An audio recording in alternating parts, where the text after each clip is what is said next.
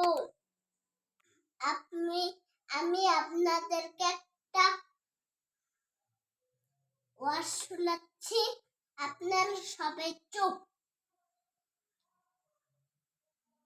স্বামীকে ভক্তি করা লাগবে, তাহলে জান্নাত নাই। আপনার ইবাদত বাঁচাতে পারবে না আপনাকে। স্ত্রীর ভালোবাসার জায়গা, স্ত্রীর সাথে ভালো ব্যবহার করবেন।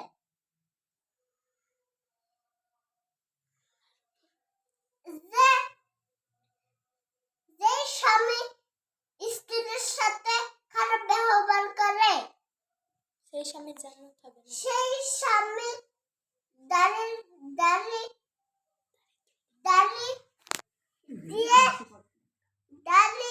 দিয়ে আল্লাহ দাড়িতে ভরে দিবে।